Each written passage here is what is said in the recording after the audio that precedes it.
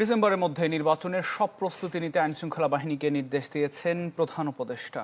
ত্রয়োদশ জাতীয় নির্বাচনের অগ্রগতি নিয়ে স্বরাষ্ট্র মন্ত্রণালয় সহ আইনশৃঙ্খলা বাহিনীর প্রধানদের সাথে বৈঠকে এই নির্দেশনা দেওয়া হয় বলে জানান প্রেস সচিব শফিকুল আলম। জানান, ডিসেম্বর পর্যন্ত আইনশৃঙ্খলা বাহিনীকে কঠোর দায়িত্ব পালনের নির্দেশনা দেওয়া হয়েছে।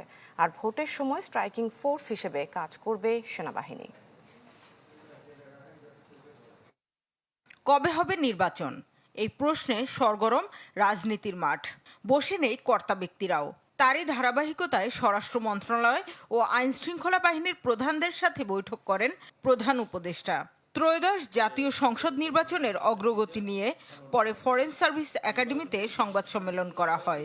একটা প্রকৃত নির্বাচন এ সময় প্রেস সচিব বলেন, এই ডিসেম্বরের মধ্যেই নির্বাচন প্রস্তুতি শেষ করার নির্দেশনা দেয়া হয়। সেভাবেই সবাইকে কাজ করতে বলা হয়েছে। নির্বাচনকে সামনে রেখে আপনি জানেন অনেক পায়তারা হয় যে এটাকে আইন শৃঙ্খলা পরিস্থিতি যাতে ডিটোরিয়েট করে সেই বিষয়ে অনেক পায়তারা থাকে। তো উনি আজকে নির্দেশ দিয়েছেন যে আইন শৃঙ্খলা বাহিনী যাতে কঠোরভাবে আইন প্রয়োগ করে। আইন শৃঙ্খলা বাহিনীতে সদস্য কম থাকলে জরুরি ভিত্তিতে জনবল নিয়োগ ও প্রশিক্ষণ নিয়েও আলোচনা হয়। এ সময় উঠে আসে অন্তত ৮ লাখ সদস্য প্রয়োজন হবে নির্বাচনী দায়িত্বে। নির্বাচনের জন্য পর্যাপ্ত লোকবল আছে কিনা এটা এখনই খুবই দ্রুত এটা জানতে হবে। যদি নতুন নিয়োগ করতে হয় তবে নিয়োগ প্রক্রিয়া এখন থেকেই শুরু করে দিন। তাদের জন্য পর্যাপ্ত প্রশিক্ষণের ব্যবস্থা করুন। প্রেস সচিব জানান, ১৬ বছরের বিস্মৃতি কাটিয়ে মানুষ যেন ভালো স্মৃতি নিয়ে ভোট দিতে পারে সেরকম ব্যবস্থা নেওয়া হবে।